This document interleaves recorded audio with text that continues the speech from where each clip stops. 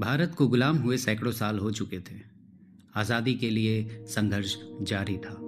अनगिनत कुर्बानियों के बाद वो समय भी आया जब भारत आज़ादी के बिल्कुल करीब था। लेकिन तभी एक बड़ा सवाल सामने खड़ा हो गया। भारत आज़ाद तो हो जाएगा, पर देश चलेगा कैसे?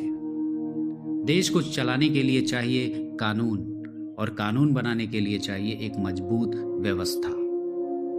इसलिए 1946 में अंग्रेजों ने भारत भेजा कैबिनेट मिशन। इस मिशन में 3 सदस्य थे: स्टैफर्ड क्रिप्स, पैथिक लॉरेंस, एवी अलेक्जेंडर। इनका मुख्य उद्देश्य था भारत में ऐसी प्रक्रिया शुरू करना जिससे भारतीय खुद अपना संविधान बना सके।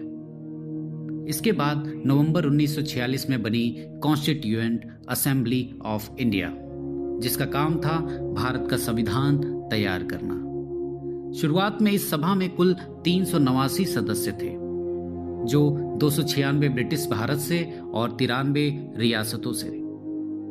लेकिन 1947 में देश के विभाजन के बाद यह संख्या घटकर 299 रह गई। अब शुरू हुई एक ऐतिहासिक प्रक्रिया।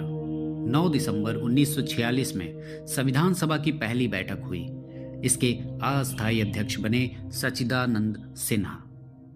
इसके बाद 11 दिसंबर 1946 में अस्थायी अध्यक्ष चुने गए डॉक्टर राजेंद्र प्रसाद, और उपाध्यक्ष बने एच.सी.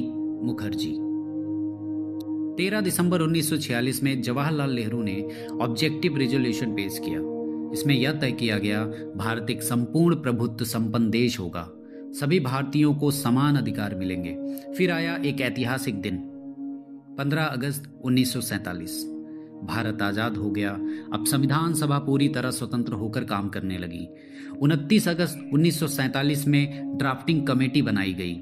इसके अध्यक्ष थे डॉक्टर बी.आर. अम्बेडकर और संविधान के सलाहकार थे बी.एन. राव। एक खास बात, एम.एन. रॉय ने सबसे पहले कॉन्स्टिट्यूएंट असेंबली का विचार दिया था, लेकिन वे इसके सदस्य नहीं थे। अब शुरू हुआ असली काम। लगभग 2 साल 11 महीने और 18 दिन तक का हर कानून, हर अधिकार और हर नियम पर गहराई से चर्चा हुई।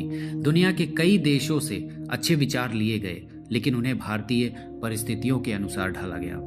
और फिर आया वो ऐतिहासिक दिन, 26 नवंबर 1949। भारतीय संविधान को अपनाया गया और इसे लागू करने के लिए चुना गया 26 जनवरी 1950, क्योंकि 1930 में इसी दिन पूर्ण स्वराज का संकल्प लिया गया था, और इसी के साथ भारत बन गया एक सॉवरेन डेमोक्रेटिक रिपब्लिक।